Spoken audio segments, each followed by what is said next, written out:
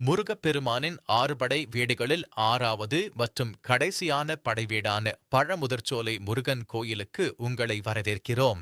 மதுரைக்கு வடக்கே சுமார் 25 கிலோமீட்டர் தொலைவில் அழகர்கோவில் மலைப்பகுதியில் அமைந்துள்ள இக்கோயில் பசுமையான காடுகளாலும் இயற்கை நீரூற்றுகளாலும் சூழப்பட்டுள்ளது. இது சோலைமலை முருகன் கோயில் என்றும் அழைக்கப்படுகிறது.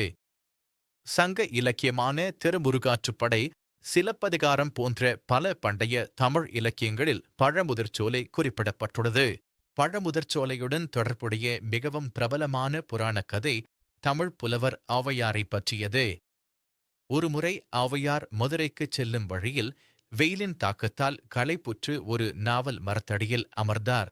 அப்போது முருகப்பெருமான் ஒரு சிறுவன் வடிவில் அந்த நாவல் மரத்தின் கிளையில் அமர்ந்திருந்தார்.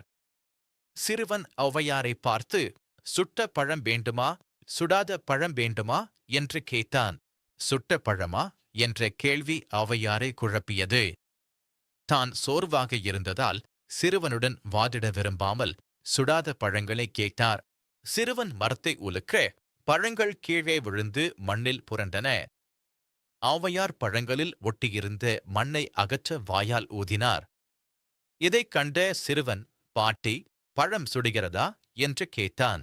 சிறுவனின் இந்த புத்திசாலித்தனமான கேள்வி ஔவையாரை வியப்பில் ஆழ்த்தியது. ஒரு சாதாரண கிராமத்து சிறுவனுக்கு இவ்வளவு அறிவும் வார்த்தை விளையாட்டும் எப்படி வந்தது என்று வியந்த அவர், சிறுவன் சாதாரண மனிதன் அல்ல என்பதை உணர்ந்தார். ஔவையார் சிறுவனிடம் தனது உண்மையான அடையாளத்தை வெளிப்படுத்துமாறு கேட்டுக்கொண்டார். அப்போது முருகப்பெருமான் தனது உண்மையான உருவத்தை வெளிப்படுத்தினார். தன் அகங்காரம் நீங்கியதை உணர்ந்த ஔவையார் முருகப்பெருமானின் கால்களில் விழுந்து முடிவில்லாத ஞானத்தை பெற வரம் வேண்டினார். பழமுதிர்ச்சோலை முருகன் கோயில் திராவிட கட்டிடக்கலை பாணியில் கட்டப்பட்டுள்ளது. கோயில் வளாகத்தில் பல சன்னதிகள், மண்டபங்கள் மற்றும் இந்து புராண காட்சிகளை சித்தரிக்கும் சிக்கலான சிற்பங்கள் உள்ளன. நாயக்கர் காலத்தில் கட்டப்பட்ட நவரங்க மண்டபம் ஒரு குறிப்பிடத்தக்க அம்சமாகும்.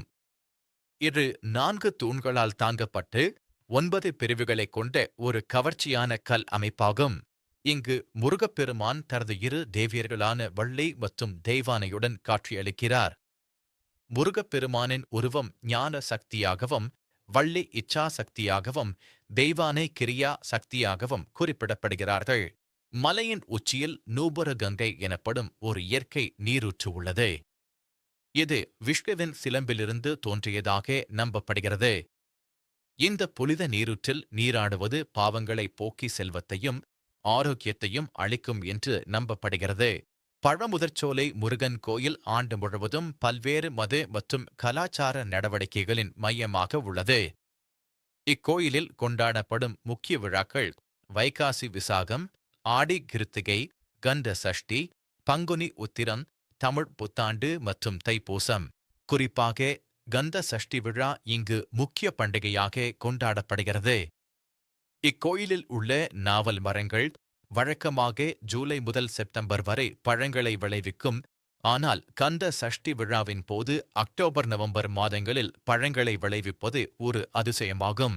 கோயில் காலை 5:30 முதல் மதியம் 1 மணி வரையிலும், மாலை 4 மணி முதல் இரவு 9 மணி வரையிலும் திறந்திருக்கும்.